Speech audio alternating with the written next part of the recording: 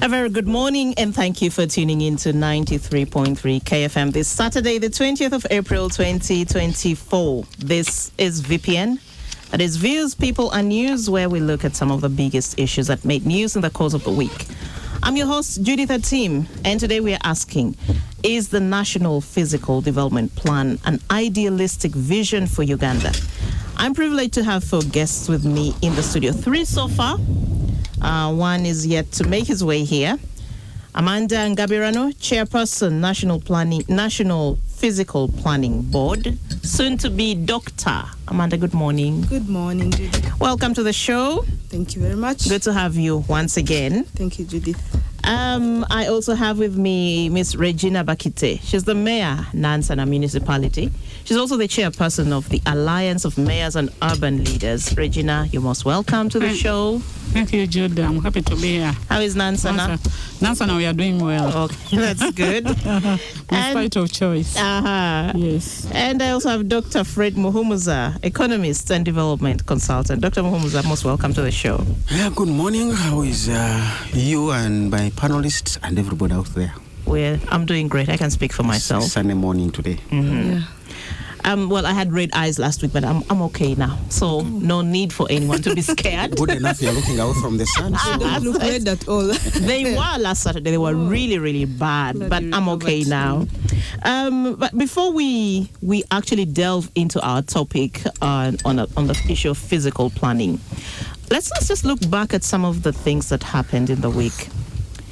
The accidents at Nkumba, actually not just Nkumba, there were actually a series of accidents. Nkumba, Wednesday, it claimed the life of a young lawyer, Raphael Okiot.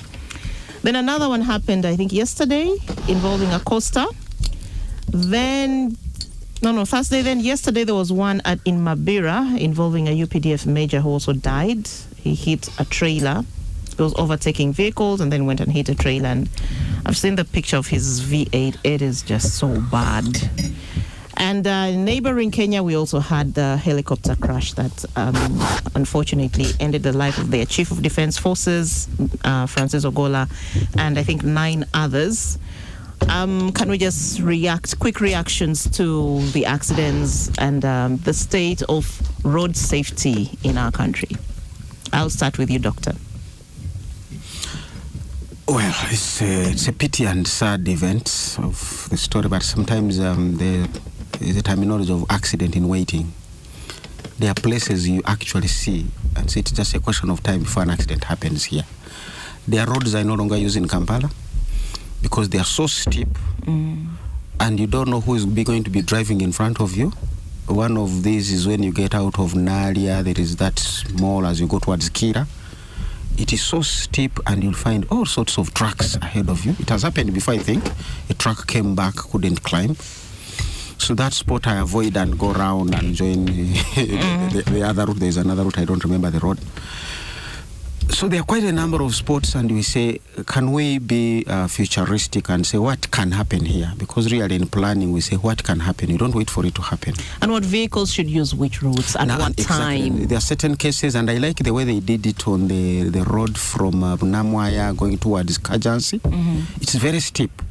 I think the gradient, they even put illustrations there. I think it's 14, and the other side is 16. But they have made sure heavy vehicles use another route. They constructed a side route for the heavy vehicles. So they are not expected to be there. In some cases, you even put a barrier on the top. So that if there is not a driver, that thing will prevent him. So for people doing planning, we need to be looking, where do you put speed humps? Now, the entire expressway, the problem is an expressway that passes through urban areas. So I think they followed more of expressway, don't put humps. But more so now you are passing, this expressway has entered into an urban area. That spot there on Baita Babiri really could have required some speed humps. I know there was an accident earlier of the university student crossing. Then they had put the humps and I think they removed them when the expressway came. Now we have those lights. But also the training of the drivers. I don't know, some people upgrade from one line of permit machine to another, because the permits limit which vehicle you can drive. There are vehicles that you must be slow as you approach when you're on a slope, because even when you apply your brakes, the momentum that physicists talk about, will not allow you to brake within the next 10 1 or meter, 15 meters. Yes. So I've seen semi-trailers and they follow this. You'll find them driving so slowly on a slope. Not that because they couldn't speed, but they know if anything happens and I need to slope, I should already be at a slow speed. So I saw that cement thing, and really the CCTV shows the thing was moving very fast, approaching the lights. So by the time the guy decides to brake, we don't know whether it's brakes that failed or, as we've said, he didn't have enough time to brake. He decides to climb the pavement, and these pavements are raised to avoid anybody climbing them to go the other side. That was the original design. So you get into another problem. So quite a complex set of things.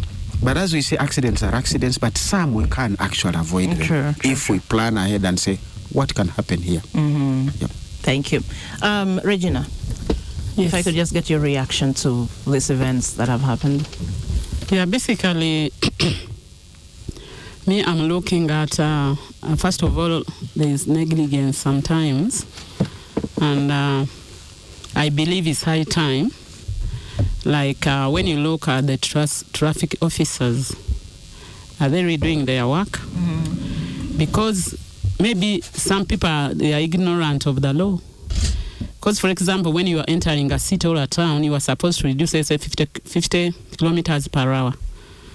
But when you look at those incidences, you may find that those drivers are not even aware. Someone just gets a permit, but they are not aware of the signs. So I think we need to intensify community awareness and sensitization. And also the police should not even give probably excuses. It's their role to ensure that people are really told what is supposed to be. Then also when you look at the road design, when you look at Nkumba there, me, I'm looking at those traffic signs as if someone just bumped. If you're not aware of the road, you may not know that they are there. Yeah. So I think those who design the road, decide time that they come out and see how they can rectify the situation. Because if you're having over 1 to 3 incidences, then there has to be a problem. Then still, as we construct our roads, I think physical planning is very important. When you look at, when you visit other countries, when you go to like in Cape Town, in South Africa, you see how they have designed their roads. As much as here we are trying in Uganda, but we still have to pay respect to the let's say border, the pedestrian who are sometimes using other road. But you find here in Uganda, people are not even aware the road is there. But some can't know that this is an access for someone who doesn't have a vehicle, for someone who's riding a bicycle, for someone who's riding border people. So I think it's high time that we move where we are and we do a lot of involving people, stakeholders, who because these people are ours, and when they die, we road them. And also this is also sometimes people like those who don't have experience, especially when we lost a lawyer at 36 years. So I think it's also cognizant that sometimes we need to take care of our lives, because even if you have a vehicle, but you need to ensure that you have children and a family that you are going to live. But more so, government should come out, because whatever happens, totally responsible. So you learn from those city cameras. They can share a problem, then we can see how we can also be able to contribute to the betterment of better road access and safety. Thank you. Thanks a lot, Regina. My other guest, Paddy Galabuzi, just walked in. I wanted you to catch your breath a little bit. He's the Wakiso District Planner. You're most welcome, Paddy. Thank you, Madam. We're actually we're still looking at the events of the past week, but I'll come to you. Let me first get Amanda's views. Amanda, just looking at the accidents that have happened. I mean, I've heard what Regina and Doctor are saying. I'd like to hear from you too. I think it's not very different from what they've said, Judith, and it's quite unfortunate. But as we urbanize, as we intensively expand our road infrastructure, we need to be aware that there are areas that were already existing, the land use functions that were already existing. Like that part in particular, it's an urban area that is now having a conflict with the high speed of the expressway. But to me, that particular accident where we lost that lawyer, I think the vehicle maintenance comes in very critical. And the way that the junction pops up, like Regina mentioned, you come with a slope uphill, then you immediately have to slope down to the lights. And if you are not paying attention to the difference between the first level of the lights to the second level, you might think that the first level has permitted you to go, but it's the other grid now, the second level.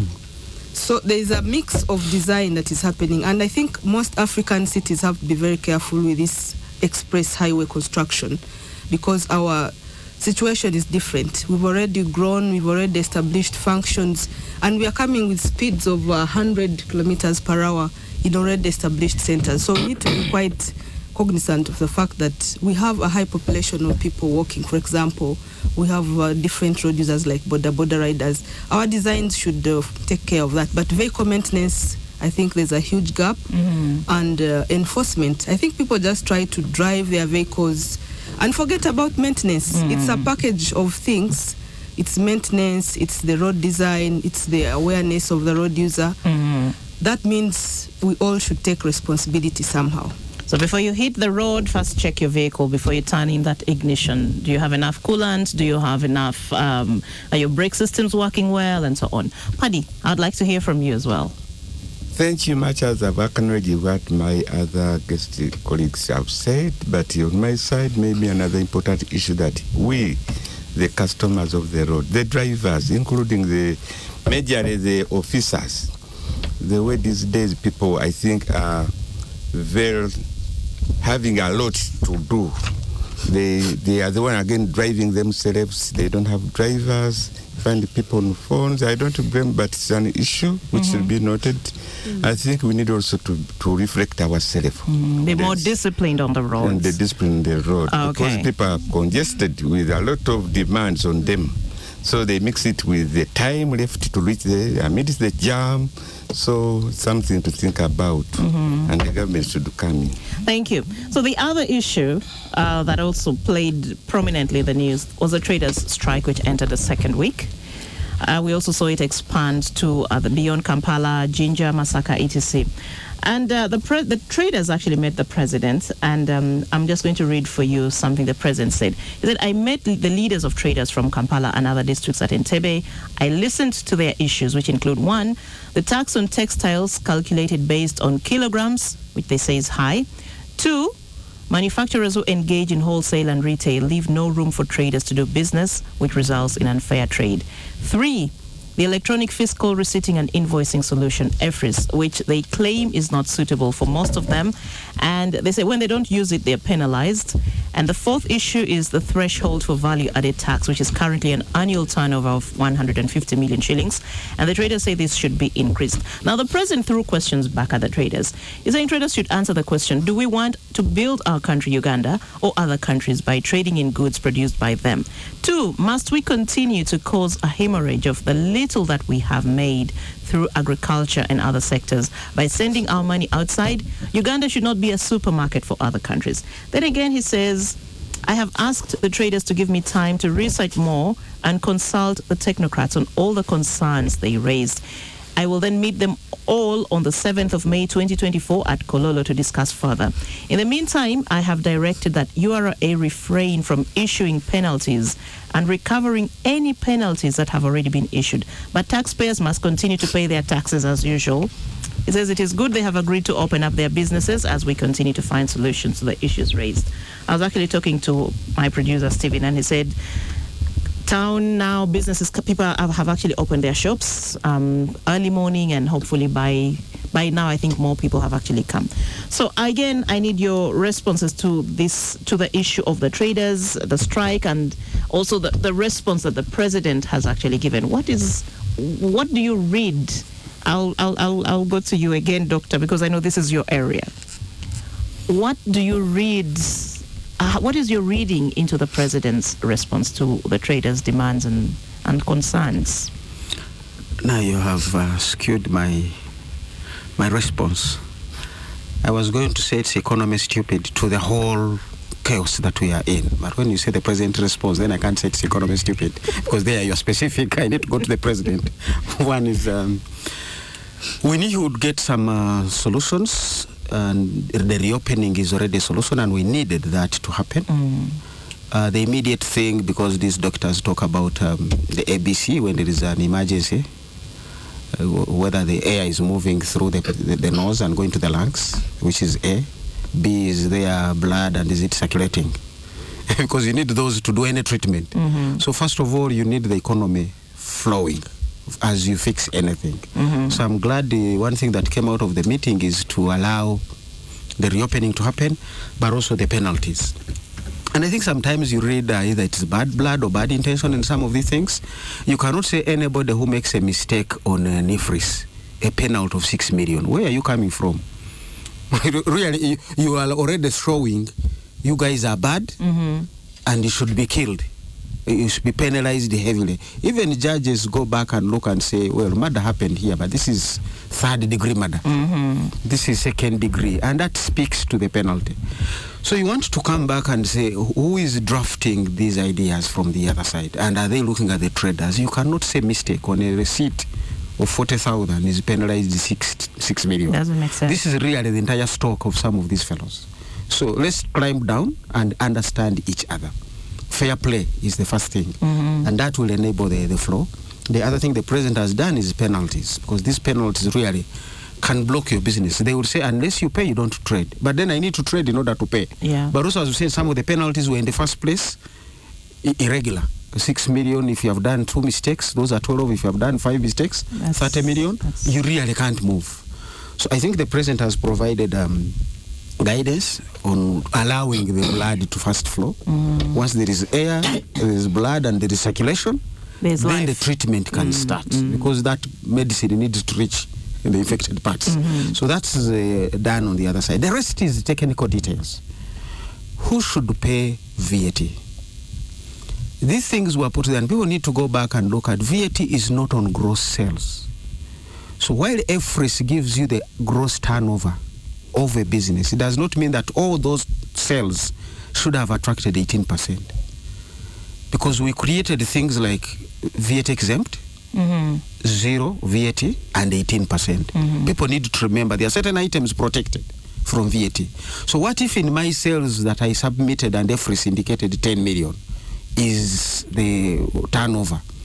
You still need to come back into my details with me to say which one of this is zero rated, which one of these is exempt. Before you tell me, send 18%. Now, some URA officials who either haven't been prepared that much, they think when I send my turnover, I have under-declared the tax. No, the tax is not directly related to my turnover on a one-to-one relationship. There are other complications in there. But also in the nature of business, there are certain items which shouldn't even be attracting any of the VAT, maybe sales tax or even nothing. If I walk into a supermarket and buy a newspaper, the price is fixed. You monitor guys put it on, 2,000. But remember, it's going to reflect in my receipt. Is there a tax on that paper at the supermarket level? Certainly not. Things like bread. These bread manufacturers bring to the supermarkets literally for distribution. They put their loaves there, you pay, they come back and say, how many did you sell? Now, any spoiled bread, they take it back. Meaning also that arrangement there of between the trader, Ntake, Superloaf, and the supermarket. You need to understand it before you can say, is there a tax from here to pick? Because sometimes they are simply doing a service. So I think it is more complex, and those complexities are what we must address before the 7th when we get back to the president. Oh, okay, thank you very much. Paddy, your response, your reaction to... Yeah, Doctor almost has said, but what I could say that I'm also grateful for the president's decision. First and foremost, that there's no appeal. When there is a penalty, where do the traders go? And to who? Secondly, there are another issue. Our economy is not highly monetarized like other countries. When you go, those big traders, they use trailers, and what they get, they don't get receipts. But some of the cost of the goods includes the transport in order for them to make a profit. So they had to add on some money, but with the URA, need to put into that consideration that where some people, industries in the economy, they don't issue receipts. Major the borders, the trailers, and so forth. Lastly, the language the URA are using. Someone said that we can't reverse this because we've injected in a lot of money to customize it. That is not an issue. The issue is, what is the content in there? What is the public cry of the traders that I submit? Thanks a lot, Paddy. Amanda, I think the experts here, especially Doctor, has brought it out very well. For me, what I like about the President's intervention is that aspect of consultation. When we introduce new things, we need to consult as much as possible and make sure that the beneficiaries or the users have that level of preparedness and acceptability. But also, I think we need to avoid the tendency of just copying and pasting some things which may not really work well with our current economic situation. If you look at the informal sector downtown, and then they must be forced to come into this kind of formal arrangement quickly, I think it's a shocking new system that we need to go a little bit slow on some of these things. Even if globally this is what is happening, we need to again come back to the local context. Regina, as a mayor, what experiences do you have in Nansana when it comes to collecting taxes? And also, the question I think people have is, what's the value? Where do their taxes go when they collect, when they're collected by the government? Okay, thank you. I think, first of all, for me, we are the voice of the people, because that's why they elect us. We are looking at the tax burden. I really believe that it's too much for them, because first of all, they have to pay rental income by Uganda Revenue Authority. They pay property tax, they pay license, they pay local service tax, among others. But what we can do as a country, I think we're not spreading the risk.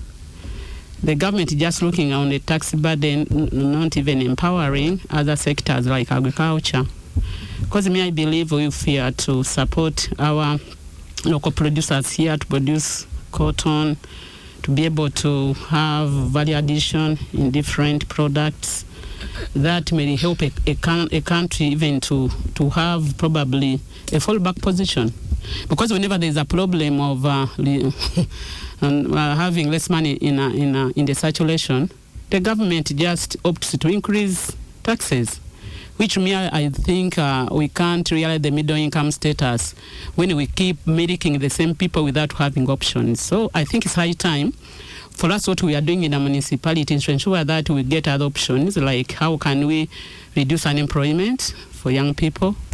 How can we ensure that people are able to participate in government programs? And also to ensure that security. Security is important for our people, infrastructure development, because you can't expect someone to pay when they have impassable roads. It's a factor. When you have not improved the education status, you saw in the northern region where children were going into huts, you saw what is happening in Kalungu during floods. So we need to be probably accountable to the people who are giving us tax. When you see the potholes in Kampala, sincerely, someone who can't even be willing to pay tax when you have a lot of potholes. For us, as politicians, I think it's high time we also look at the service delivery of our people so that they are able to believe in us and build their trust for the government. Well, thank you. Let's now look into our topic. We're taking a break. Let's take a break, and then when we return, we actually go into our topic for today, which is the issue of planning. 933 KFM 933 KFM The KFM VPN. Join the conversation. #KFM VPN. Post your comments on KFM Facebook. And we are streaming live on kfm.co.ug.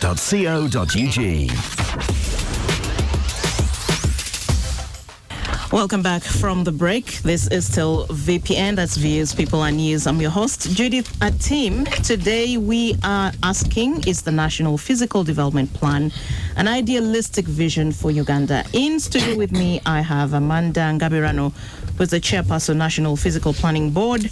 I have Dr. Fred Muhumuza, economist and development consultant. Regina Bakite, Mayor Nansana Municipality. She's also the chairperson, Alliance of Mayors and Urban Leaders. And last but not least, I have with me Paddy Galabutsi. He is the Wakiso District Planner.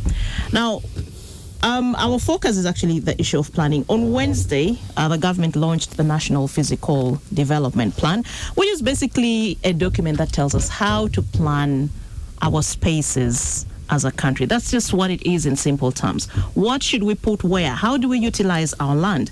And I'll just read for you some of the issues some of the key things that this plan will help us achieve as a country. One, increased productivity in agriculture with agro-processing industries and to export markets via the proposed transport corridors.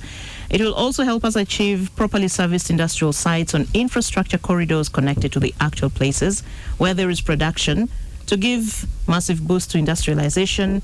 Also, urban areas will prosper in the above pattern and become engines of economic growth, and it will also act as a guide in safeguarding protected areas, and it will also avoid degradation of natural resources. Now, Amanda, you were at the launch on Wednesday. Could you just give us an overview of this plan? First of all, the whole fiscal planning fraternity, and I'm sure all Ugandans must be excited that we have this plan out finally. It was a day to celebrate, and it's not so many African countries that have this kind of plan. Basically, the NPDP, which is not the NDP, which we are used to, it's the National Fiscal Development Plan, which we are shortening to NPDP, is about the spatial framework and direction of the country in terms of its land use management. And it will not give you the detail that you and I, as a grassroots person, expects the boundaries of your plot, your development. It gives a spatial framework in terms of the overall pillars of development. And the main pillars that have come out are spatial economy, governance, then we have environmental protection, public or social services, infrastructure development, which Her Worship Regina was talking about, human settlements, regional connectivity, because these are functions that really, at the end of it all, spark of real economic growth. So if land is fixed, which we know it is fixed, we are about 241,000 square kilometers as a country, but for the population projection that we are going to be by 2040, this land, if it's not planned for, we shall not attain the best out of it. And that is why this spatial direction is very key in guiding the nation. Because the plan is based on about three elements: the population projection, the urbanization rate, and the national land use balance sheet. The national land use balance sheet, which I would like to give like a background with examples of agriculture and human settlements. The agricultural land use is still majorly contributing to the GDP of our nation. But the current available arable land is even not adequate as we speak. That means we have to create room for more arable land. We have about 108,000 square kilometers of land, which is agricultural, but only 54% of it is arable. And that's about 64,000 square kilometers. And most of it is subsistence farming, which is not going to give us real money. How are we going to create room for agriculture to ensure that we have mechanized agriculture, agro-processing, which you have talked about, that we can have agriculture land use, then we have production, we have processing, we have packaging, and exportation through the regional connectivity that we are talking about. The only way that we are going to do that is to reorganize the land use nationally. Another example is about the human settlements. We are growing very fast. The population growth is high. It is expected to double from about 20% to 40%. That means by 2040, we might be about 60 million people and more in urban areas. Where will the human settlements be? Now, when you look at the competition of the major land uses like infrastructure development, human settlements, you look at industrialization, the protection of the natural resources, you see that there will be stiff competition for land. And that stiff competition can only be contained if the nation is guided in terms of spatial land use. So overall, it's supposed to enable us achieve that national level. There are 4 levels of planning. We did not have the first one. We have the local ones. We have people having their housing building plans which are being approved. we have district plans which are being approved, but they did not have a basis. They did not have that national picture or framework, which was unfortunate, but we are lucky. It's still in good time. Most of Uganda is rural, and we can still achieve that. The national level, being the first, is supposed to give that bigger picture.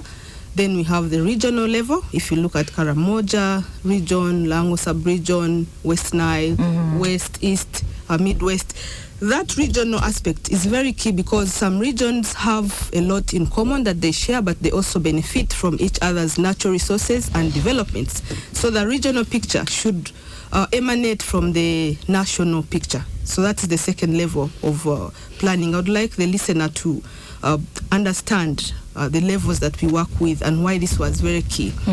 The district level planning or municipality or city comes into that regional plan.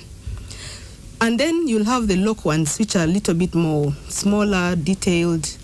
And that's where our worship comes in, the mayor, that local level should be guided by the district level, should have a relationship with the district level planning, regional level planning, and then national. So it means we all need to have a picture of the NPDP. This level was not existent, so it means that land use has been underutilized, and because people own it, it has been difficult for them to understand that the land value will go up if it is well planned and well organized. They think that organizing land is stealing their land, and there's an intention behind the plan to steal their land, which is not true. It's about the future of the nation, the GDP, the human capital development, the civic pride, and the environmental protection. So we have a big component in this plan of human capital development, that the perceptions of us, the leaders, of the developers, of the investors, have to change. If we tell you that the main agricultural lands are in Karamoja, in the northeast, I think the investor should listen to us and say, well, if I want to do real agriculture, highly mechanized, the real land that is available is in Karamoja. Then get there. We tell you that we are going to connect the country from South Sudan via Nimule with an express highway to Malaba, from Malaba to Mpondwe, from Nimule to Mpondwe and to Mirama Hills, etc. You should be guided that in future, if I want to invest in Karamoja, this is how my export production will move, will be connected to the markets. So overall, that is what the NPDP is about, and we are glad it's in good time. We have only the one capital, we have 10 cities. The rest of the country is still very ready for this plan if we take it on with a real focus. Okay. All right, thank you. Let's talk to you, Your Worship, Regina. What is your reading of this plan? I know you're going to say it's a welcome, it has come in at the right time, but when it comes to the actual implementation, much of it is going to rest now with you people, the local government actors, the people who are closer to us, the citizens. How do you envision helping in implementing this plan? Okay, thank you, Judith, and I would like to thank Amanda for that elaborate explanation of the launch of the NPDP. Basically, Mia was excited when I saw the launch, and I believe we are not starting from scratch. The national government has come out to give us a guidance. However, as municipalities or cities and districts already have existing national development plan.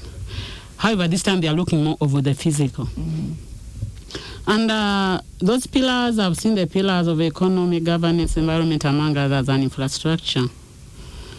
So the purpose, I think, is to ensure that, first of all, as much as we have a broad idea, but we need to look at the constituent. Who are the people? Who are these who are going to ensure that we are able, because you have a goal. The goal to ensure that Ugandans, they are able to improve their incomes and also have better livelihoods. Looking at the policy that we have, especially as municipalities, it looks as if as much as we have a fiscal plan, but when it comes to approval plans, my fiscal planner may say no to applying on a wetland. However, NEMA may come out and say you proceed to construct. So in that dilemma, you have also to see, should my fiscal planner proceed to ensure that they enforce, or they leave the investor to proceed with the construction? And in a nutshell, that's really when you look at many cities giving an answer where I am. As much as we need these investors, but when you look where they have constructed, where they have put their industry, these industries are in wetlands. And this is one of the pillars which they are telling us that we should ensure that we are going to protect the natural resources. So this has come at the right time where we need to sit at a table and agree. Where does one end? Does NEMA still have the decision over the municipality or district, or we are going to ensure that they respect our fiscal plans? So when it comes to the issue of planning for our land use, basically I agree. But people are looking, because when you watch on the media, most of the wrangles we have, people are being killed, people are being, they are taking away their land. It's about land grabbing, which is on the increase. People go to the Ministry of Land, they change titles. I had a scenario in one division in Busukuma where someone came with a rotary title, almost displaced over 10 acres. But only to find out, because we came on with the chairperson of Busukuma, and when we intervened, then the man they disappeared. So when you say that you want to plan my land so that I can gain value, yet you are just stealing it. Here you want to know, how are you going to plan it? Because now people don't have trust in the government. What is your approach of me to plan that land? So because the land is a scarce resource, and we need to ensure that to protect it. So when it comes to development, I remember when they were approving Nansana to become a municipality by Act of Parliament 2015, the issue of making Nansana a bigger one, because initially it was Nansana Town Council. So they had to add on another 3 sub-counties in an attempt that they're going to plan the municipality. But when you look at my municipality now, it's becoming over slum. Where I was supposed to plan in Igombe, in Usukuma, with my also fiscal plan, I already have a document in the office. When it comes to approval, what is the office? When you go down, where they're supposed to have probably a settlement, there is an industry. So what was the essence of making Nansana municipality to ensure that we are going to plan? Because now Kampala is already congested. And when you are planning, I want also to be assured, are you going to give compensation as you're trying to ensure that you put more value into our land? How are you going to ensure that you compensate people? In terms of infrastructure, it's also a problem. So to me, I appreciate, but I just want to throw more light that currently we are having a lot of what is happening. What you have on paper is not what happening on the ground. So at the end of it, we look as if you are just trying to spend the taxpayers' money just for nothing. So I would like, but if at all we are to develop municipalities or cities, I think we need to think more. First of all, you should we look at the capacity. May I have a big municipality with only one senior fiscal plan and a planner? I don't have it. The enforcement is not enough. When we approve our plan, there is no compliance. The planner will say, may I don't have transport to go to the field. So that's what happened. I even saw the environmental police. They are even helping people to construct in our wetlands. You see them in the morning with a vehicle. Instead of giving a vehicle to Nansana, they give them to environmental police. What are they doing in the municipalities? So I think looking at that, it is high time that this plan, that we should be guided. As of course, as for us as local government, we are the implementers. Yeah. But we need also to work. They need to work with us, because without that, sincerely, this is a wastage of resources. Yes, thank you. Paddy, as a planner, this is something that falls exactly in your line of work. How do you respond to this new plan? And I'm sure you relate a lot to some of the issues that Her Worship Regina has been raising. What have your experiences been like? Thank you. I've started with the experience.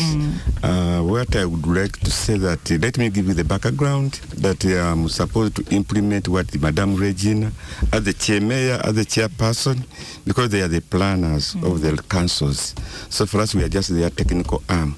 And our major purpose is to guide on the national and the local government policies, whether they are compliant with the guidelines, and also to guide the government. But back on that, what is so more interesting that it's high time that this plan is timely, but on the other hand, local nationals should put into consideration that their structure are totally different from the local government structure. But in most cases, you find them that enforcing their structure to be under the same as the local government structure when it comes to implementation.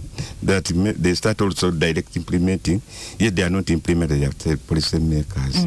So on that issue, there are a number of issues which need to put into consideration.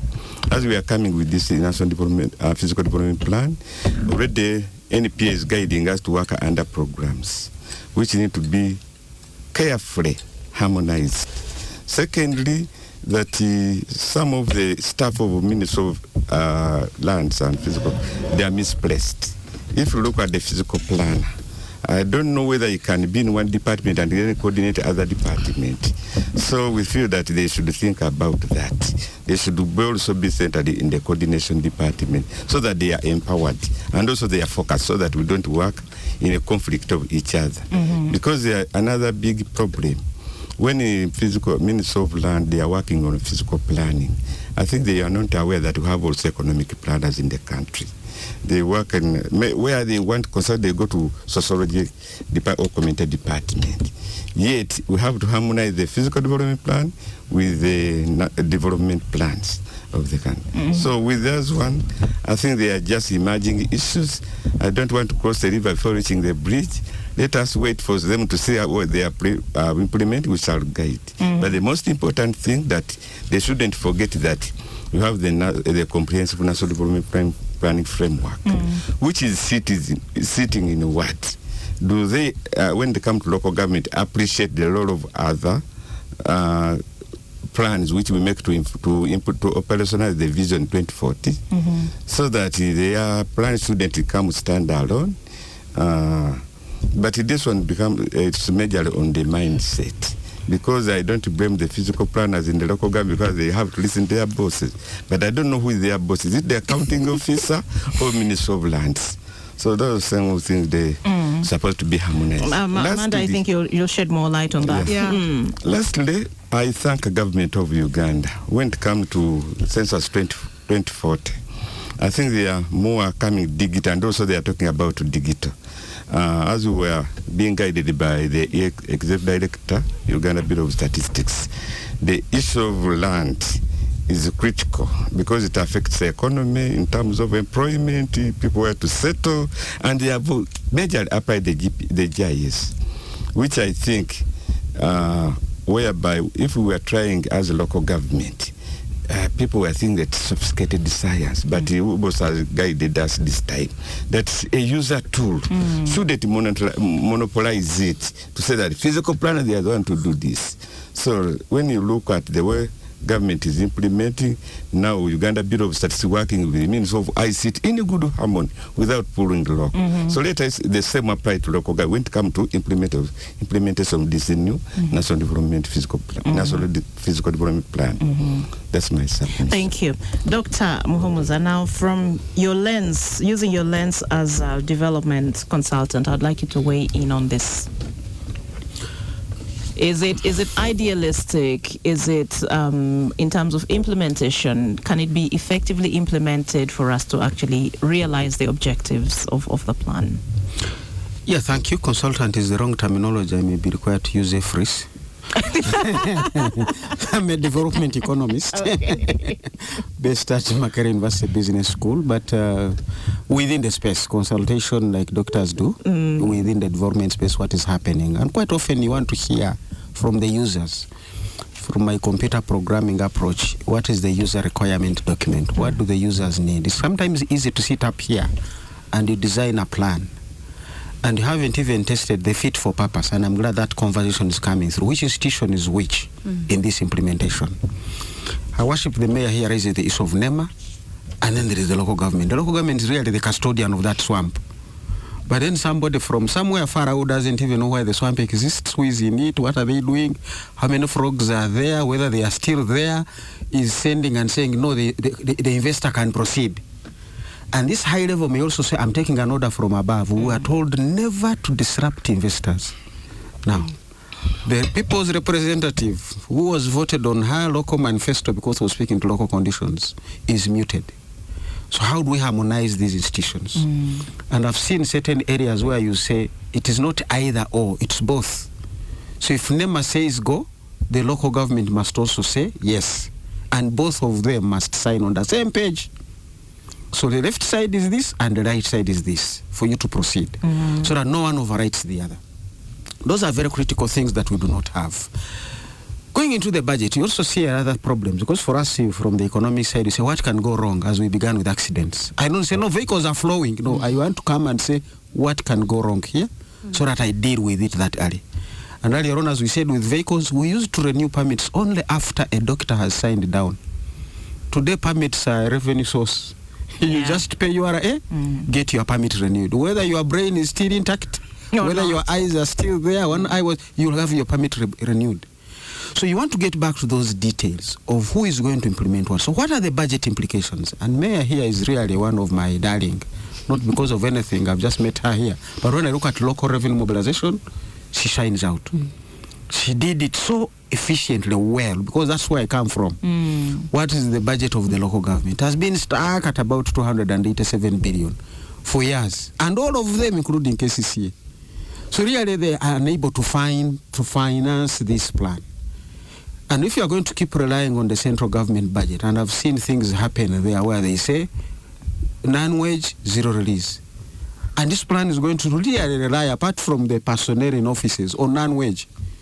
Because you have paid the physical planner, you have paid the environment officer, you have paid all your staff. If they can't get on that motorbike to go and check on who is throwing soil in the swamp, who is building what they shouldn't be building where, because non-wage was zero, then we have a problem. So you want to look from that angle and say, what are the budget implications? I hope you survived RAPEX. I have been hearing those kinds out there. The winds are still blowing. You see? So we might be here with a plan, and by the time Parliament is done, you are being told now you need to be implementing this plan through another entity. Which entity now needs another 2, 4, 5 years to understand what exactly they put, who was supposed to be doing what. So there are still headwinds out there, and I always want to look at those headwinds and say, what can get us wrong? We still have, as he said, 3 sub-counties thrown to in because we might make a municipality. Now you have some of these politically motivated jurisdictions of urbanization. So even as we say, one of the key parameters is the urbanization rate. Some of these rates are not that people are coming into urban areas, but urban areas are going into rural areas. Yes. You're going to find me there with my monkeys and squirrels. We are still into the hunting and gathering culture. Now, before I wake up, I'm part of a city. How do I adapt? How do I readjust? And it was clearly meant to help that MP win, because he was quarreling with the other one, so we needed to create a 3rd division. We needed to make the city larger so that it can accommodate 3 divisions. Now, here are hunters and gatherers with their pit latrines inside the city. And then here his guidance is, as a planner in the urban areas, this is the nature of sanitation in the city. You are going to impose that cost on me, who is a peasant struggling to survive as a subsistence farmer. So there are quite a number of headwinds, but I'm glad the plan is here. I like that. Now, and as I always say, the plan is a plan. The strategy is everything. I can have my plan to go to Gulu. But if I hear there is a demonstration in Matuga, don't expect me to continue with the Gulu Road. But my plan to go to Gulu still stands. I can divert, there is a flood, there is where. So now the next hurdle is what strategies are we going to put in place to make sure this plan gets to see the light of day? The strategy will involve people who are not official on your plan because their mandates sit out there, but they are so influential in your space. But when you look at the physical planning nature of the country, they may not appear. The UPDF, is it part of this? They have been doing roads and constructing things. Now they are in new space, you can't throw them out. So you may want to reach out as mayor and the physical plan and say, UPDF, what plans do you have to build your brigade that constructs roads? Because I'm sitting and trying to do this kind of thing in Bukedea or in Nansana, and chances are you are going to be assigned this responsibility. Can I hear from you? That's a strategy. Okay. It may not appear in the plan, and you don't have to document it officially for the public to see, but you can document your memorandum of understanding and say, can I understand what is moving on? Because strategy for me is everything. Plans, you can come and review, and nothing happened. Yeah. Thanks, Doctor.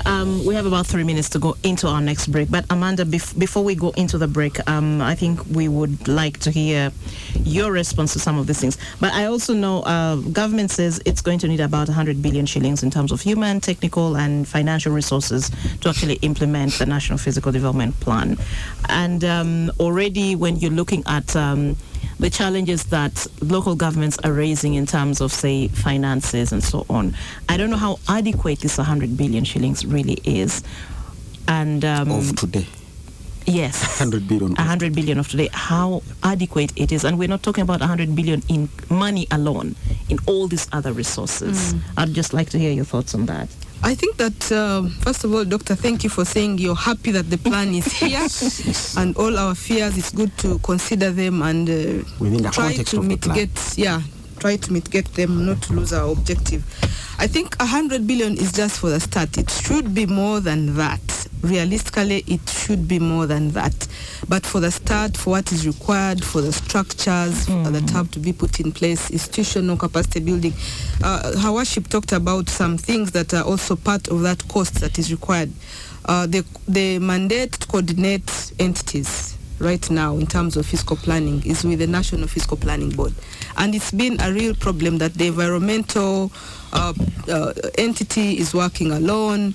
The Ministry of Works, the Ministry of Lands, Ministry of Local Government, and that thing of working in silos somehow brings that fear that people have. If your fiscal planner, for example, approves, which is not actually the fiscal planner, it's the fiscal planning committee that approves those developments or rejects, let's say, considers them, and then they are basing on the NEMA certificate for the EIA, Environmental Impact Assessment. I think that NEMA usually issues that certificate with conditions. Now, the mistake people make is that those conditions, we don't pay attention to them. They might tell you, approved with the following conditions. Do not leave this area empty. Please refill it. Please reinstate it to its original form. I mean, some conditions just imply that don't do it. But I think also we had a discussion with NEMA that also has to change. If it's obviously a wetland, if it's obviously a natural resource, obviously issue a rejection, because the conditions have become something that are fooling developers and also confusing the professionals. But it's known that the Fiscal Planning Committee should only issue an approval when all those conditions have been met. And the Building Control Committee now, which is under the National Building Review Board, should ensure that that structure that is coming up, whatever development is coming up, is in line with the standards. So the issue you're mentioning, Your Worship, the dilemma, it's about the coordination issue. And the budgeting issue has also come out clearly, which cuts across. It's not only fiscal planning, it's cutting across the country. To me, it's a matter of national prioritization. That's it. If security gets this budget this much, because this is a priority, now I would like to mention firmly that the prioritization should face fiscal planning, because it's about a lot of things. It's about socio-economic issues. It's about regional connectivity. It's about growth. It's about environmental protection. It's also about security. It's about safety. If areas are not well connected, if they are not well accessed, if people are unemployed because there are no industries or agricultural positions, jobs that they have, markets, I think that becomes a security issue because of the social economic aspect it has. So prioritization should face there, and hopefully that budget will go a bit higher. Trust building is something else that has to come, and I would like to encourage my colleague Paddy that we need to move from they should do this. We are in this together, and this is the attitude we need as Ugandans, that we should embrace the plan. We should do this. So if the fiscal planners don't know who their bosses are, this is unfortunate actually, because they are under the fiscal planning committee. The fiscal planning committee is supervised by the National Fiscal Planning Board, to be corrected. and also the local governments. The local governments. I think you are, as fiscal planners, you are under the Ministry of Local Government, and you are also employed by Ministry of Public Service. So the bosses are known. And in terms of supervision, it's the board and the Ministry of Lands. But we have the major aspect which comes out in the NPDP. Coordination of the different sectors is very key in the implementation, and I think it has come out from all the panelists here, that the different sectors, the economic sector, environmental sector, road infrastructure, and also governance have to coordinate and look at it as a national vision for each one of us to deliver on our regional, district, municipal, city, local mandates. It's a we thing. It's not they. Thanks, Amanda. Let's go into a break, and then when we come back, Paddy, I think you will raise the issue that you wanted to raise. We'll have raised that during the break. VPN. News, people and news. Only on 933 KFM. VPN, keeping you up to date and informed. VPN. Only on 933 KFM.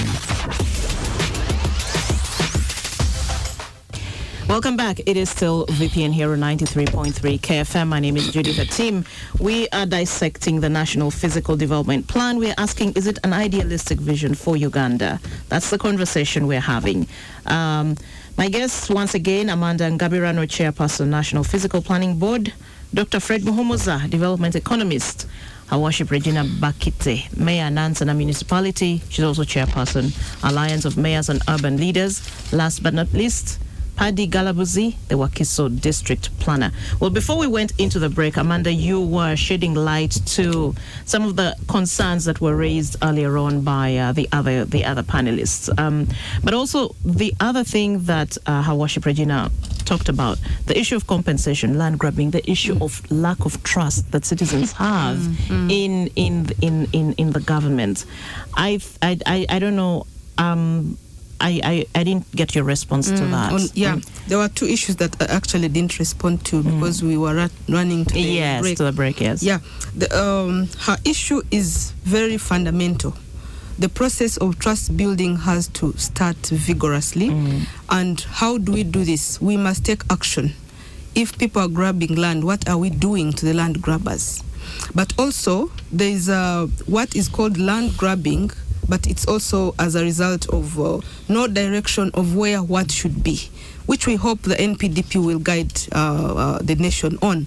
If you look at the matter of the Walalo, for example, people are looking for land where they can do their land use functions, where they can do their activities, cattle keeping, agriculture, and they don't have that land where they're coming from, but they know where it is. So who directs where what should be? And the NPDP will help. So people might be looking at it as land grabbing in some areas, but it might not be. But there are obvious cases which have to be dealt within the law. There has to be justice, which is also a pillar, actually, in the NPDP, that there has to be justice for people to trust the process of planning and why their land has to be planned for by a government entity in charge of controlling and regulating land. But if there is no trust, that's not a good start. But I think most of the people, if you go to some places like Gulu, Arua, you see that there is some trust that people have, and the leaders, the political and technical leaders, are coming out to explain.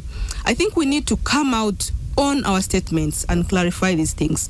The other thing that I wanted to comment about before the break was the relationship between the NPDP and the other existing plans that my colleague Pade hinted on. The NPDP was prepared in line with the NDP 3, and also in line with the NDP 4. Right now, we have considered those other new things that have to be captured, and hopefully according to NPA, by September this year, this NDP 4 will be out, so it's also going to have a relationship with it. Then Vision 2040, of course, so it is not standing alone. It was hinged on those 3, actually mostly the 2 that were already existing. Prioritization for me is everything, and we have also seen that in some regions, some local governments, the political leaders might have the spatial vision better than the technical people, and they want to get things done quickly because they are politicians. But the technical leaders, like Pade here, they have that bureaucracy that they have to work with.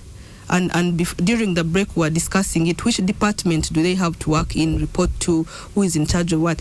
I think that is part of the implementation strategy that should come out, as the doctor indicated. And this, we have to sit down together and put it out together. Otherwise, it will not happen. And I agree with Regina about that.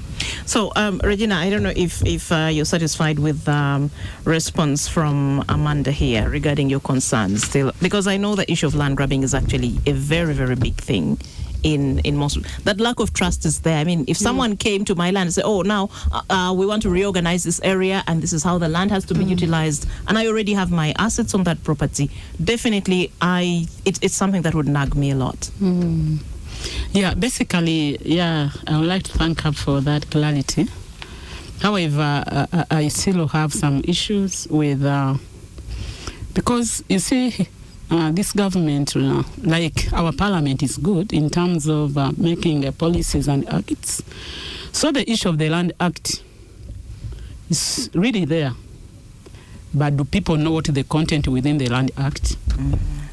Because now people are using that option to misdirect people, misdirect our peasants. They don't know the land tenure, what happens. It was really enacted, but just seated there.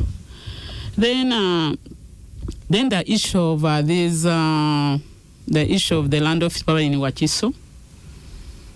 How do they give the titles? Because we are getting a lot of these property masters. They come when they already approved their plans. We are probably proposed to have a road. You find they are for them just dividing plots and selling them off. In the end, they are disrupting our fiscal planning within the municipality. So I think it's very important that the land is an issue, whatever you are saying is about land. Exactly. Then the issue of the industry, connecting industries to the producers. I want to see the connectivity. Who are those producers?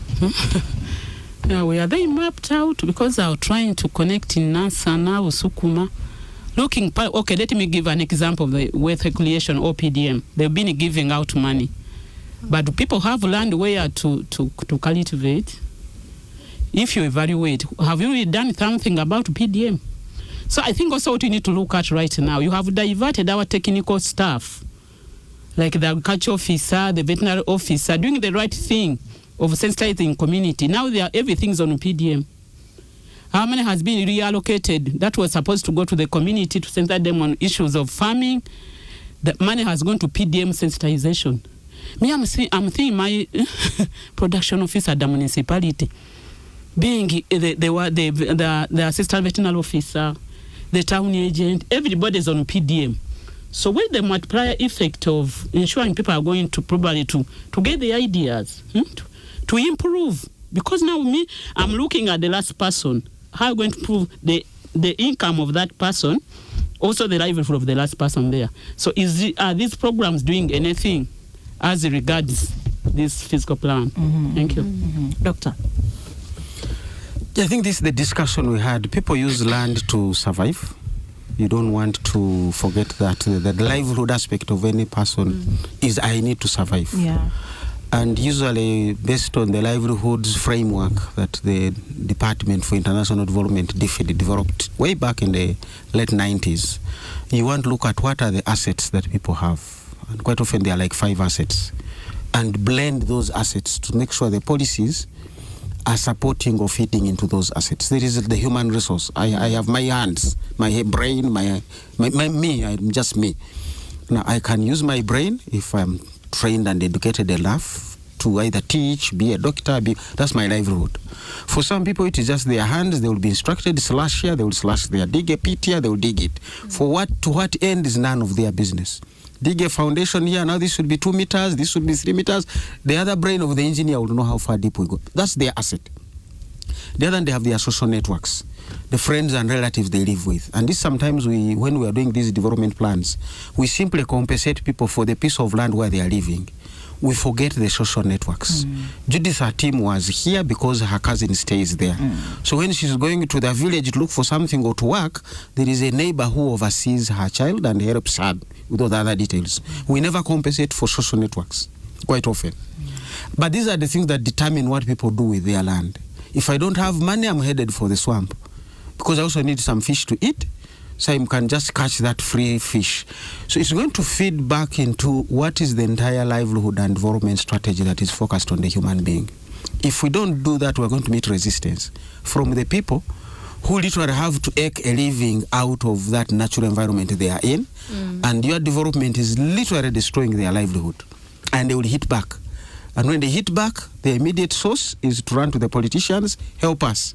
Before you know it, Parliament is blocking this and that for some reason. So for me, it is that whole network of what is the strategy to pull this off, that you don't want to go so far only to realize the bridge is not there.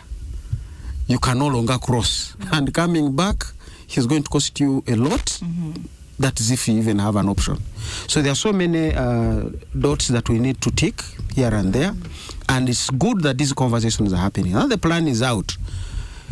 Part of your first 100 million is to do a stakeholder mapping. Who didn't we consult? Who did we consult to put the plan together? But now we need a fresh consultation to say, now that the baby is here, we had all thought it would be one baby, but they are twins. We had thought it would be a girl, but it's a boy. You might even get more complications. The DNA has said the baby is not even of this particular person. Yes. But the baby is there. So you're going to bring back all these fellas and sit and say implementation has begun. You also want to go to the judges. Some of these revocation of titles is going to be required, not just NEMA or Minister of Lands, but you'll go to courts of law, and when you go to courts of law, they are looking at something different. You want to cancel a title and somebody comes up with an injunction. That will override whatever else Minister of Lands had done. So all these kinds of things need to come back to the table. Let's do a roadmap, a strategy on the implementation of this plan, where are the resources going to come from. And not all the resources need to come to the Minister of Lands. We leverage. There are certain resources people have that are going to inform this plan. So you can only go and influence them to say, can you please prioritize this for me? We have already been talking about instructions that come from the center, and yet these are local government staff. Some of them are even functions of the local government. The local government is not funded, but you are counting on them. So it's time really to go out there and argue and say, please, Parliament and Minister of Finance, can we finance this activity in the local governments? So you see the local government budget rise, but it is in your interest that budget actually rises. Your 100 billion may remain 100 billion, but if that extra 100 billion goes to the local government, the real implementers of this activity, the council decisions, how are they going to be sensitized and how to understand these dynamics? Because remember, they are politicians, and we're going into a phase where they will now be listening more to where do the votes come from. The land grabbers, this plan is not going to solve land grabbing. No. But land grabbing is sitting right in the middle of the implementation of this plan.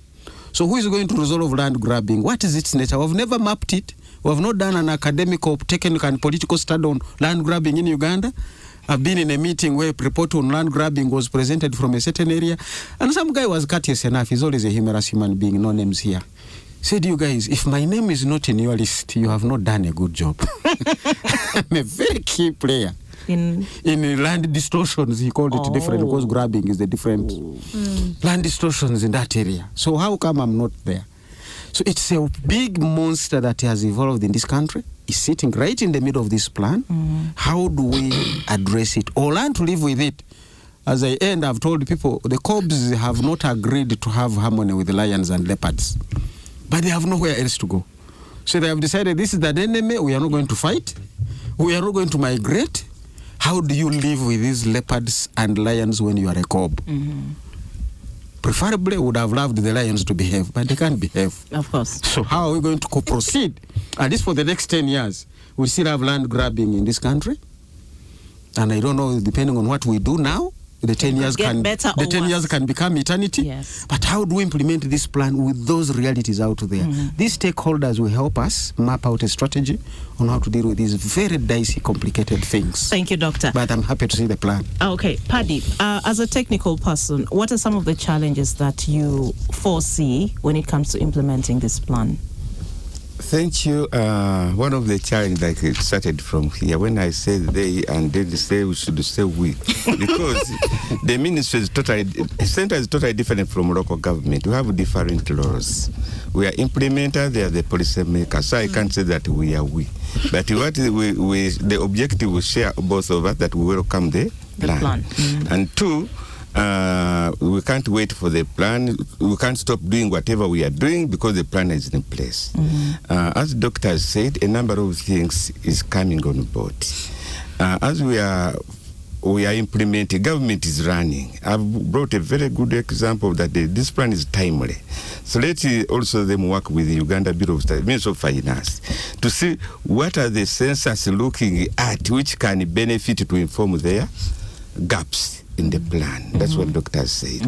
With me, I say that my major role is to analyze and advise government on the implementation of national and local government policy. If they are not complying with what we are doing, I guide and advise both of them. But I said that I can't advise for the baby which is not yet born, because we don't know whether the baby is girl or is a boy. So we are waiting from their side. But nonetheless, we have other laws which are in place. I'm happy that when they were talking about this plan, they also quoted the other plans in place, which we are using. So let us harmonize. But the issue of Madam, my boss, Mayor, because it's also part of Wachiso, the issue of parallel systems, like the zonal office in Wachiso, if they come up with a plan whereby the people in Wakiso Cow is the accounting officer for the government, is not allowed to see what is going on, how will the physical planner say that there is a road here? When actually the ministry, through the zonal officers, have already allowed the private sector to demarcate the plots in the Would-Be road or in the Would-Be land reserved for the wetlands. Thank you. Okay. So, Amanda, between now and 2040, we will have had about 3 general elections. And I think when we look at this plan, we also have to be alive to the political realities and dynamics that are coming up. With politics, we always see promises. Like Doctor actually alluded to it at some point in time. You have a plan here, then tomorrow you wake up and you have maybe a constituency created to please some disgruntled politician somewhere so that he has somewhere to eat. And these are definitely things that will actually affect the implementation of the plan. If you have, for example, say Kampala, we've had issues of, say, reorganizing our transport sector. We don't want borders here. We don't want taxis here. Non-motorized areas. But we see some of these plans work for a short time and then they fall apart. So how do we ensure that this plan actually, well, the challenges are going to be there along the way, but at least, like Doctor says, how do we ensure that it lives to see the light of day? And then the other issue, also the time frame, of course, of achieving. I know this is a plan, it's a living document, it can always be readjusted along the way. But my worry or my fear, and I think that's which also echoes the fears and concerns of others, is we have plans and we say by this year we start implementing. Won't we see a situation where we wake up one day, it's 2030, it's 2035, and basically we are just in the same mess we are in? Wow, that's a whole package of a question, but I'm going to just respond with a general overview. The time frame, I think, this plan is prepared already by 2019. It was ready, but I think because of the COVID interruption, that delay, and also the bureaucracy of how government works, the plan delayed to get to cabinet, etc. But it has been around for quite a few years.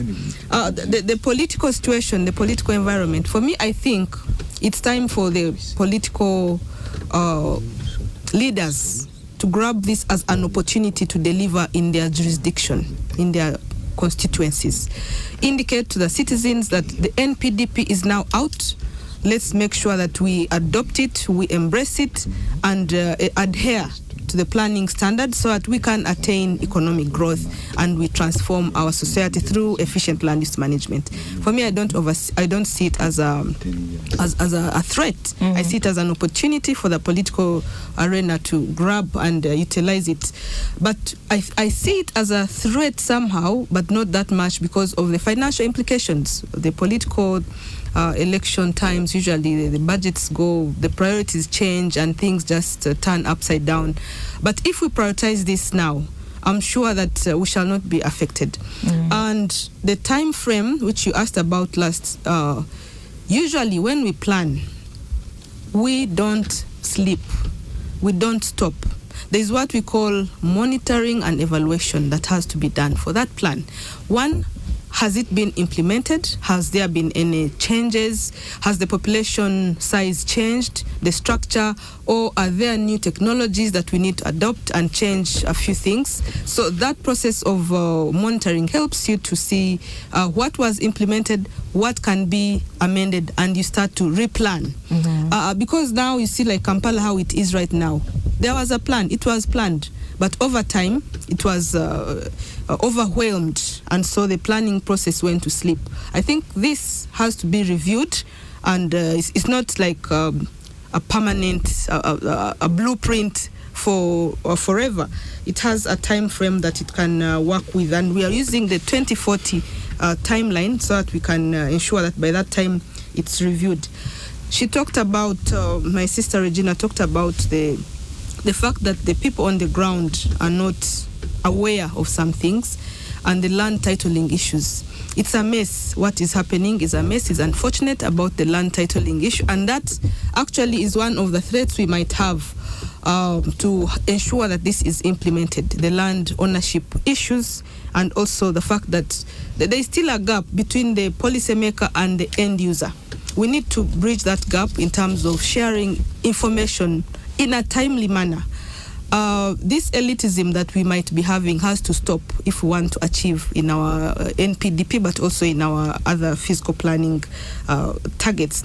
Industrialization, which has been raised, how will it connect the producers? How will the agricultural processing benefit the producers, or how shall we connect them to the markets? For me, I think that if you look at Nansana, that becomes a local level of planning. The first levels I talked about, the first 4 levels. But the Nansana should have that district perspective of Wakiso. Where are the agricultural lands in Wakiso? And is Nansana going to be more of human settlements than agriculture, or there's a bit of urban agriculture? And that brings in the aspect of the what we call the rural-urban. It's urban but with rural characteristics, and it's also rural but with urban characteristics, and that's another component that is coming up. Nansana might be more urban because of, in fact, I remember the former town clerk saying that why is Nansana not a city? Because the population is bigger than Mbarara city, the population of Nansana. And you know, these are some of the things that you are growing very fast, but you're still having that rural character. How do you embrace that urban agriculture? It doesn't mean that Nansana should have mechanized agriculture. There must be a place in Wakiso, the bigger picture, where agricultural investment should be directed. This is where we have to align ourselves to the local small, my house unit, my neighborhood, the market where I go. There is a bigger picture of that region where we should ensure that we invest in. So let's not feel that we are being told to have all these functions, like tourism as a pillar also. What is there for tourism in Nansana or in Wakiso? or in central part of Uganda? What is there for tourism in Karamoja or in the Midwest, Hoima, Bulisa? What is there? So where we direct investments, there should be an advantage in that area. Not necessarily that Nansana is also supposed to have a big tourism area, but you should fall into the bigger spatial framework of identifying where tourism is in Nansana and make sure that it gets its place.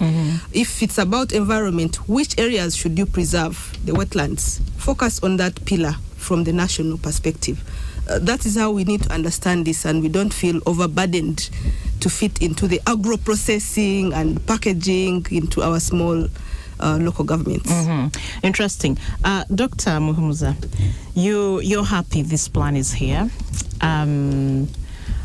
But when you look at, the other programs that you actually mentioned, like PDM and how it's being implemented, and of course the questions it raises about its effectiveness, do you look at this particular physical development plan as an idealistic one? What do you think would actually save it? What would be the game changer here, or what would be the game changer or the deal breaker for this plan? I think it is going to be the politics of the day. That's going to be very, very critical. So sometimes we even say there should be a cabinet subcommittee to oversee this, because it's at that level, your cabinet decided. But people have lost trust in some of these decisions of cabinet and government, as we've all said. All this needs to come through, because the bottom line is it's not a plan of government. It's by government, but it's a plan for the people down there. So how are they going to receive it? How is it going to disrupt their current frameworks and setups? Would they be happy? Would they be not? So there's a lot of political will that you'll need. The politics that is in the technical arm of government, executive, the politics that is in the legislature, and the politics right on the ground, all these councillors. Now, every councillor must have a watered down version of what this means.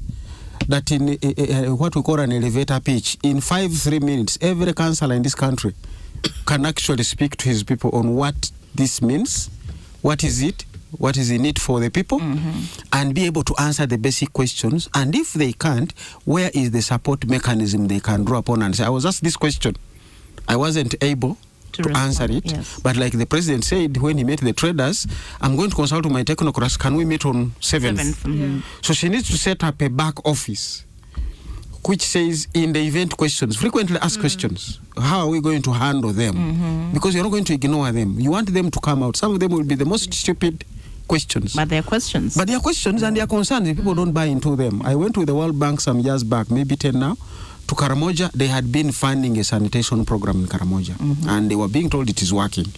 So when we went there, I went to one, Nakaperimoro, I think is one of the largest villages. You begin to smell human excreta a kilometer away. Now, as you get closer, you begin to see it. But you still have where to jump and step where it is not exactly. As you get even closer, now you only have a debate on which one is of yesterday, which one is of the other week, so that I can step on the other one. As you even get closer, it completely ceases to be an issue. Now, your nose, you don't have a mask. Even if you had one, what are you breathing? Now, those are the realities on the ground. But we had designed a very good program thinking we would take sanitation to the Karamojong. We did not convince them to buy into our own idea of what sanitation meant. So what did it mean to them at that time? You are talking to yourself. Yeah. We had even built some nice latrines, and they said, oh, this is a good place to keep our rice and sorghum and some goats. So they had locked rice there and some other places. And they continued their own thing. This is a people's plan. How best do we make sure we take it down there? So have a channel, put a WhatsApp group or whatever it is, get the councillors on, let these groups come up. And others groups, as we've said, are already existing. But let there be somebody like Mayor is here. Yeah. They have their mayor's group, the planner is here, they have their group. Any question they pick can be forwarded to your other group. And you want to get back with an answer. In the digital era, this is what we really want to be doing. But the people must own it. The people must feel it is their thing, they are part of it. Short of that, they will be saying, government came up with another plan. After all, for us, we don't know how to read, but I continue. But also, you're going back to plans. There used to be a time when a plot was 100 by 100. Mm-hmm. Then it became 100 by 50. Then now 30 Now by it is, something. you can't even measure which dimension is which one. So somebody finishes his entire plot and then doesn't have any space even for rubbish. Some plots don't even have room for a toilet. You only come home when you're finished easing yourself. So if you get a problem in the night, a cavera is available. You'll walk with it as you leave your house and find Throw the it safest somewhere. place. And that day you leave at 5 a.m. to make sure you throw it where no one is. People need to get to that level because this is speaking to all those aspects of life. Finally, is a question of how are the other structures of government responding? Every time I go to this part of Kampala, Najera, Namgongo, all the way to Gayaza, human beings have settled there. Where is a government facility as a hospital that is supposed to address that whole population? There are private hospitals, but that's not a government facility. So you should be thinking of saying, Mukono, this facility here needs to be standing like Kawempa and Kirudu to address those areas. Then I think Kasangati, we also have some space there. But is government thinking into buying land to build its own other facilities of that nature? Government schools in those places that need to be elevated. Gayaza is in that area, but not for the community around there. The rest of them are really public schools. So the plan needs to be speaking to what are the futuristic plans for ranging from where Umeme must be putting in future. Umeme will be gone, but the energy people will still be there to put boosters. Where will be the water tanks? Because we are looking at a long term. And for me, as I said, the plan has got to be looking at progress indicators. Let's not say by 2030 we shall be here. No, we need to be watching. And so I'm going to Gulu, which is 300 kilometers away, but I'm now in Matuga. I have now reached this other place. I've reached this other place. Like I always say, to a man, a pregnancy is 9 months. So if you tell you she's pregnant in February, you wait 8 months later to see what happens. But between the pregnant person and the gynecologist, they measure in weeks. Week 14, week 17, week 20. So please put those details. Have these people come on board? When should they have come on board? If by 2026 the judiciary is on board, I don't know who else should be on board and speaking the same language. A memorandum of understanding has been developed between the NEMA and the local governments, if there was none, or it has been revised and updated. Put those milestones that will help us to give us assurance that come 2030, we are here. Come 2040, We would have there will be a achieved celebration. it. And evaluation then will be realistically looking at things we have been doing. Thank you. Thanks a lot, Doctor. We're going into a break, and after that, Your Worship, I'd like us to hear from you about what other urban leaders, especially mayors, are actually saying about these kinds of plans, what their response is so far, and what their fears or concerns are. We'll take a break now. 933 933 KFM. KFM. Easy. 933 933 KFM. VPN. Views, people, and news. VPN. Only on 933 KFM. That's right. This is VPN, Views, People, and News. Welcome back from the break. We are still continuing with the discussion of the National Physical Development Plan. Is it an idealistic vision for Uganda? That's what we're asking this morning. I have with me once again Amanda Ngabirano, who is the chairperson, National Physical Planning Board. Also with me here is Dr. Fred Muhumuza, development economist. Her Worship Regina Bakite, Mayor, Nansana Municipality. She's also chairperson of the Alliance of Mayors and Urban Leaders. And Paddy Galabuzi, who is the Wakiso District Planner. Now, Your Worship, you chair this group, this alliance of mayors and urban leaders. But then I want us to focus on what these other leaders actually say about these plans, because we've all been aware that this plan has been in the process. Well, it was just launched on Wednesday, but it has been public knowledge that there is a plan that is being worked on to actually help us how to better plan our spaces across the country.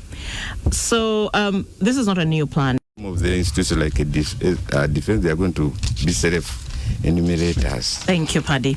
We just have 4 minutes to go, and we just have to wind up. Time flies really fast. Or I'll come to you, Your Worship.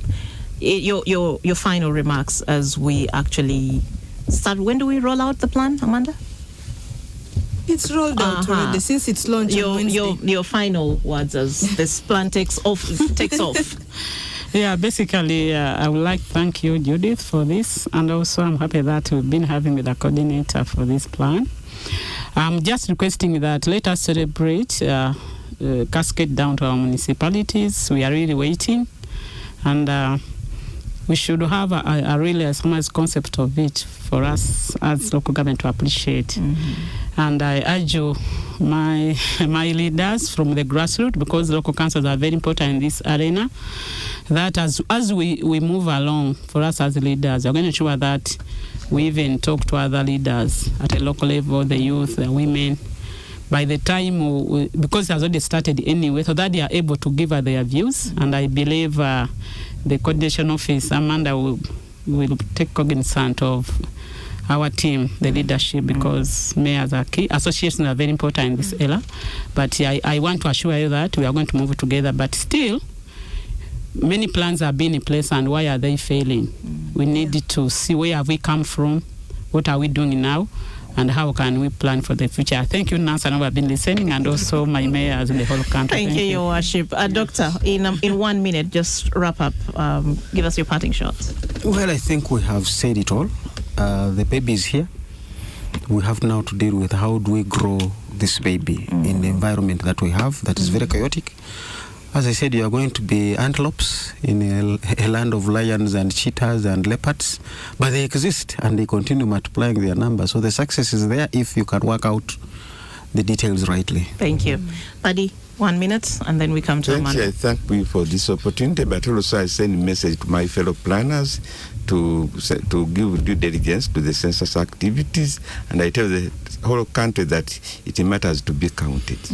Thank you very much, Paddy. And last but not least, Amanda. Thank you, Judith, and it was a very nice time to share ideas and also get advice. I think that we now have to guide our investors where they should go. If you're interested in agricultural development, industrialization, infrastructure development, now we know where to go. So I think UIA has a very big role to play. And in terms of financing, Ministry of Finance and Economic Development has to consider this NPDP as a major drive. The technical and political leaders of all local governments should embrace this and work towards making it a success. I'm happy to announce that I'm on the political leadership committee team that is supposed to ensure that this NPDP is implemented. Right now, the head of that committee is our Honorable Minister Nabakoba, Judith. So I think we shall coordinate very well with all the leaders. We need to know that, lastly, we have what we call the Certificate of Compliance, which has to be issued to the best performing local government. This has to be issued by end of October every year, and it's going to be one of the parameters for local governments who are delivering on the NPDP. So let's kindly embrace and deliver. Oh, wow. Thank you very much to all my panelists. I really appreciate you for your insights and for making time to be with us on the show today. My name is Judith Atim. This is VPN. We'll return next Saturday, different guests and different topic. Till then, have yourselves a pleasant weekend. Thank you, Judith. Thank you. 933 933